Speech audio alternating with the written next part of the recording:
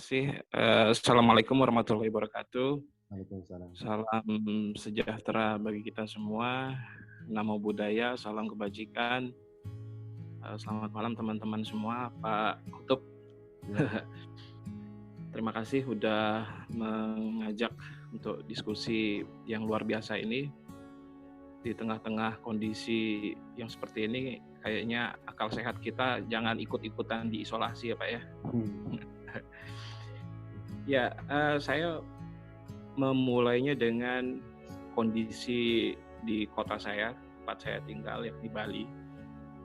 Mungkin beberapa dari kita kalau berbicara Bali yang dikenal itu pariwisatanya, terutama daerah Bali Selatan, Denpasar, kemudian Badung, dan mungkin agak ke atas ada Gianyar dan lain sebagainya, Ubud. Yang mana sekarang dengan kondisi seperti ini 90% dari sektor pariwisata itu lumpuh.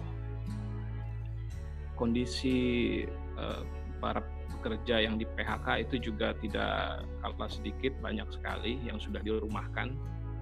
Bahkan kalau tidak salah, sore tadi saya dapat info yang melamar kartu prakerja itu membludak, banyak sekali. Dan semua berharap diterima karena itu ternyata ada seleksinya kan. Dan ternyata karena yang memang melamar itu kan yang diprioritaskan adalah yang terkena korban COVID, terutama yang mereka yang di PHK.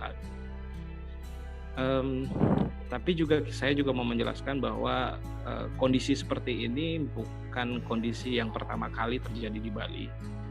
Kita pernah yang namanya Bom Bali 1 dan Bom Bali 2, Pak. Itu sama-sama meluluhlantahkan kondisi pariwisata kita.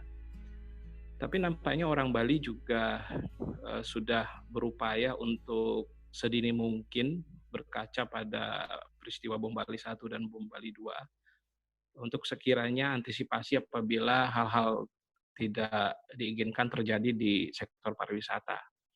Saya melihat bagaimana anak-anak muda, anak-anak milenial yang sebelumnya di pariwisata dan terkena PHK tetap bangkit, mereka banting setir menjalankan usaha sana sini, pokoknya semangat tidak boleh mati.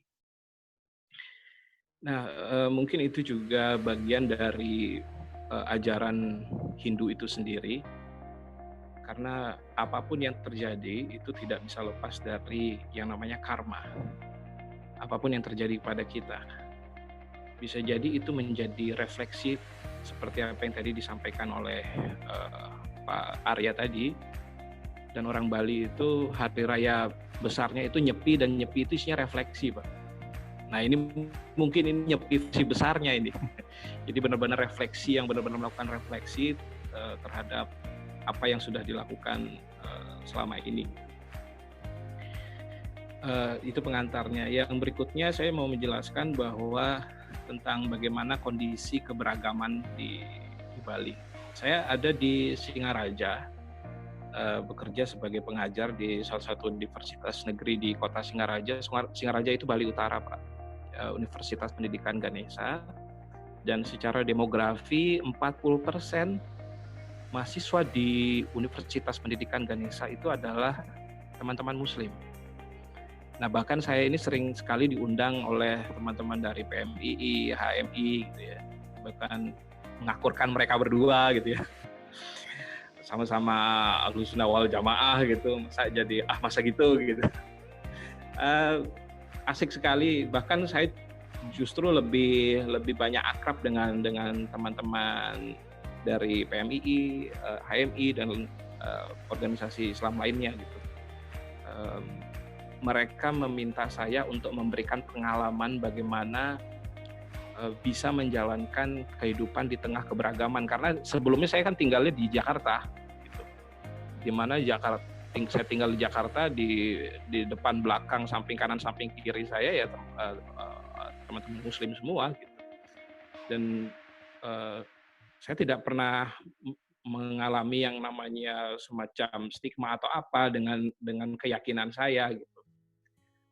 Dan saya rasa, saya yakin teman-teman di berbagai macam agama itu juga memiliki keyakinan yang sama bahwa mengakui dan memberikan penghormatan terhadap keyakinan orang lain itu wajib dijunjung tinggi. Dan Singaraja ini menjadi sangat unik karena mungkin Bapak Ibu pernah mendengar ada namanya Raja Singaraja yang mualaf. Jadi kalau Bapak ke Singaraja itu ada satu masjid, di situ tersimpan Al-Quran yang ditulis tangan oleh seorang raja dari kerajaan Panji Sakti namanya. Itu adiknya Raja Panji Sakti itu mualaf. Dan sebagai bukti bahwa beliau itu benar-benar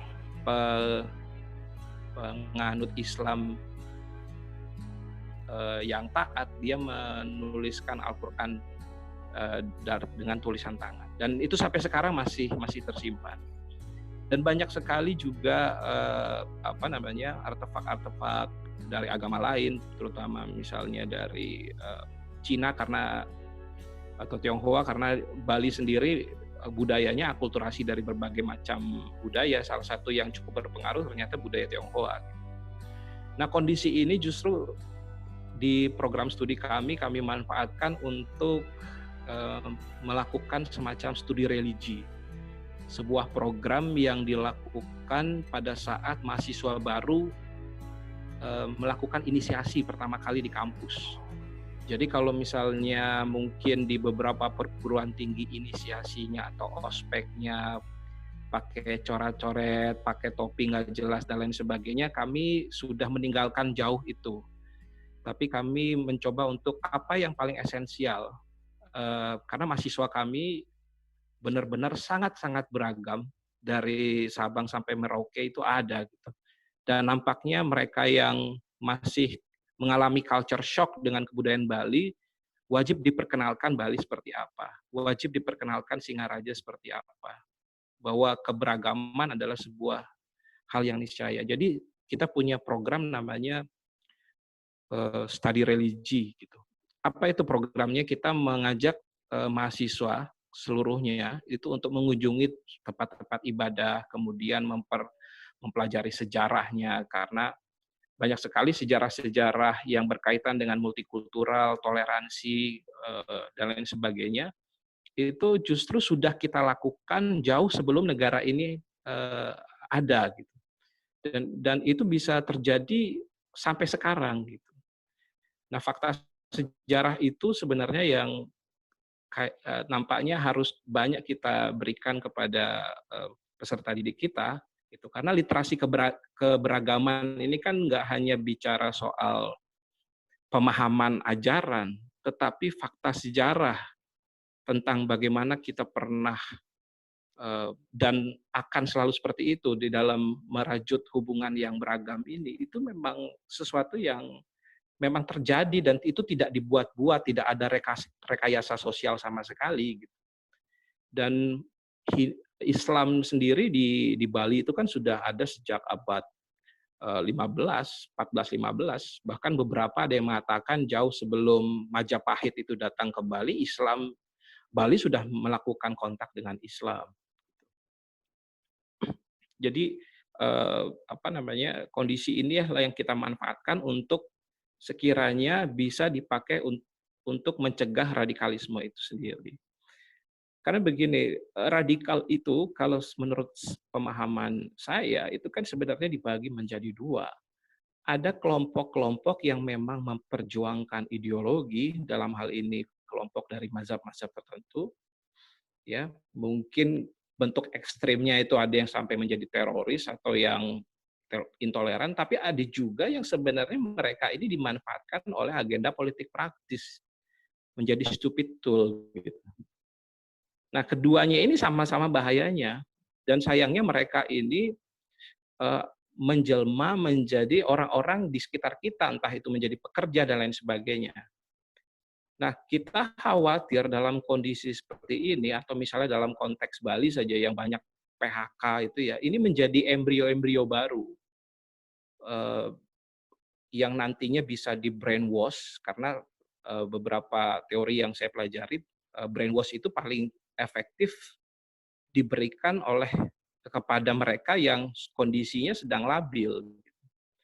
Tapi saya yakin nampaknya pemerintah atau aparat dalam gerakan sunyi senyap sudah melakukan antisipasi ini. Kalaupun tidak, saya rasa itu menjadi sebuah kekhawatiran. Tapi mudah-mudahan saja sudah gitu. Kondisi seperti ini itu paling rentan itu untuk disusupi. Nah, inilah kenapa saya tadi tanya sama Mbak Jenny bagaimana apa yang sudah kita lakukan selama ini itu nanti benar-benar diimplementasikan di dalam sebuah kurikulum, terutama pelajaran-pelajaran agama yang saya kira harus keluar dari mainstream gitu. Perbanyak aktivitas yang dijalankan bersama-sama dengan penganut keagamaan lain gitu ya, sehingga mereka saling mengerti, saling memahami, gitu. Tidak ada stigma gitu ya. Karena pada dasarnya kita boleh waspada tapi jangan fobia. Karena kan selama ini yang kita rasakan ini kayaknya bukan waspada tapi fobia gitu. Melihat teman-teman yang berjenggot, kemudian celananya cingkrang, wah itu sudah langsung dijauhi ya. Padahal kita tahu orang kalau mau jadi teroris bentuknya bisa berbagai macam. Kasus Tamrin itu kan teroris itu mengenakan pakaian yang cukup casual gitu. Dia bisa menjelma dengan berbagai wujud dengan berbagai penampilan gitu ya. Kita boleh waspada tapi juga jangan fobia begitu. Seperti apa yang terjadi di sebagian besar negara Eropa, mereka maju secara industri tetapi sangat mundur secara pemahaman, secara literasi keberagaman gitu. Apalagi ya ini kondisi seperti ini kan nampaknya juga bisa dijadikan sebagai justifikasi ya. Misalnya kita ambil contoh Amerika. Amerika sekarang hancur. Ini adalah teguran, ini adalah bukti bahwa mereka itu memang harus jatuh gitu. Dan inilah kemenangan kita. Misalnya seperti itu. Ini kan bisa menjadi satu justifikasi gitu dan menjadi materi yang cukup efektif untuk merekrut martir-martir baru dalam tanda kutip ya. Walaupun sebenarnya di luar itu juga banyak yang harus kita perhatikan. Nah, ini yang saya kira juga menjadi keprihatinan kita bersama. Nah, bagaimana dengan teman-teman atau masyarakat Bali di dalam mengantisipasi ini? Bukan berarti kami tidak mengatakan bahwa orang Bali itu tidak mungkin radikal atau orang Bali itu tidak mungkin menjadi intoleran. Itu sangat mungkin. Itu sangat mungkin karena beberapa sosiolog mengatakan intoleran itu bisa saja diucapkan di ruang privat. Kalau di ruang publik intoleran tidak diucapkan, tapi di ruang privat itu dia diucapkan gitu. Dan tidak bisa dipungkiri, bisa saja ada beberapa masyarakat yang seperti itu. Apalagi kalau misalnya kita lihat, oh banyak nih sekarang orang-orang luar Bali sudah keluar Bali, mereka membentuk satu pikiran, oh Bali sekarang aman dan lain sebagainya. Itu mungkin saja terjadi gitu ya. Tapi mudah-mudahan kita berharap kondisi ini cepat selesai gitu ya, karena katanya sih beberapa bulan kemudian akan ada epic comeback nih untuk pariwisata nih. Sehingga orang Bali sekarang sudah mulai kayaknya bisa lagi bergegas untuk kembali berpariwisata lagi gitu. Ya mudah-mudahan saja. Nah, bagaimana orang Bali kemudian menyikapi peristiwa atau di tengah-tengah wabah ini? Tadi yang selain Mulat Sarire, kita tahu betul kalau di Bali itu ada ajaran yang namanya Tatuam Asi. Ini sebuah ajaran atau sebuah istilah yang nampaknya banyak digunakan di beberapa organisasi perdamaian. Ini bahkan menjadi semacam core filosofi dari mereka-mereka yang bergerak di organisasi perdamaian. Apa itu Tatuam Asi? Tatuam Asi itu adalah aku adalah kamu. Itu sebenarnya sebagai pertanyaan reflektif tentang siapa diri kita. Siapa diri kita adalah ya kamu. Kamu yang tidak ingin dijahati, kamu yang tidak ingin dilukai sebagaimana saya. kamu yang tidak ingin mendapatkan stigma sebagaimana saya, maka perlakukanlah diri orang lain sebagaimana saya ingin memperlakukan diri saya sendiri. Dan ini mengakar kuat di sebagian besar orang Bali. Itulah kenapa ketika bom Bali 1 dan bom Bali 2 terjadi, reaksi masyarakat Bali terhadap mereka yang dianggap radikal, intoleran, itu lain sekali. Tidak ada sweeping, tidak ada kemudian pengerusakan, aksi yang reaktif.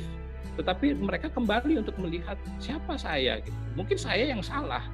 Mungkin selama ini kita tidak memperhatikan bahwa di luar sana ada orang yang begitu terusik gitu, dengan kita yang terlalu gemerlap seperti ini. Tetapi di satu sisi juga mungkin ya kita di dalam pengamanan itu kurang, sehingga ke depan kita harus lebih baik lagi. Dan di tengah kondisi yang seperti ini, media-media lokal di Bali itu juga memberikan semacam social healing ya, untuk mewacanakan bagaimana kita tetap tegar, bagaimana kita jangan sampai melakukan hal yang tidak-tidak di tengah kondisi yang tidak stabil seperti ini. Dan itu justru saya mempertanyakan kenapa media-media mainstream itu tidak mengeluarkan tayangan-tayangan seperti ini gitu. Justru untuk menarik banyak pemirsa, semakin banyak konflik ya di tengah-tengah kondisi seperti ini semakin banyak ditampilkan gitu. Kita tahu sendiri kasus misalnya yang baru-baru ini viral, staf sus presiden membuat surat gitu. Itu saya rasa hal-hal yang tidak perlu di blow up gitu ya. Ya mungkin ini karena media itu netizen cukup viral, nampaknya ini juga menjadi bahan yang bagus juga. Tapi kan sebenarnya media-media mainstream sekarang seharusnya bisa berperan untuk social healing gitu. Dan ini sudah cukup baik diambil oleh media-media lokal di Bali. Gitu.